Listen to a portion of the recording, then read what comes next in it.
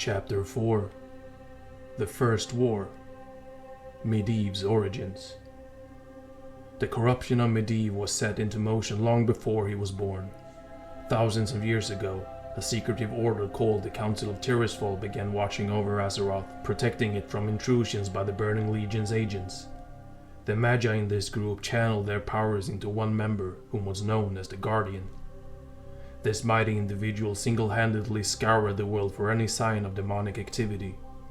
While Sargeras was searching for a mortal on Azeroth whom he could use to initiate the Legion's next invasion, his attention turned to the current Guardian. Her name was Egwin, and she was one of the greatest Magi who had ever lived. She was also proud and bold, two traits that Sargeras knew would make her ideal for corruption. Sargeras infused a sliver of his vast power into a physical avatar, and then he opened a temporary gateway through which this vessel could reach Azeroth. In an icy region called Northrend, the fallen Titan confronted Egwin. Just as Sargeras had hoped, the Guardian expanded her strength to vanquish the Avatar, leaving herself vulnerable. The Legion's Lord took this opportunity to transfer a portion of his spirit into the mage's soul. Unbeknownst to Egwin, Sargeras subtly darkened her thoughts.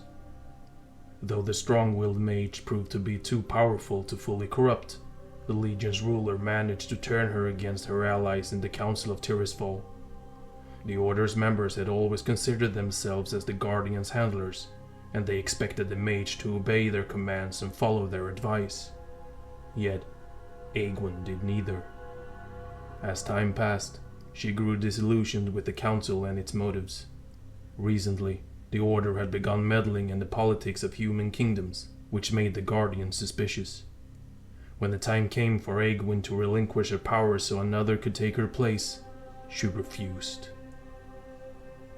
The Council initially considered appointing a new Guardian, but the idea was abandoned for fear that the presence of two extremely powerful Magi would draw unwanted attention to the secret order.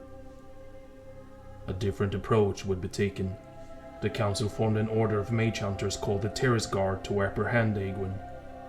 One of these individuals was a human named Nihilus Aran. He too came to loathe the Council's political schemes. Rather than fight Egwin, he became her closest confidant. Egwin decided to bear a child with Nihilus.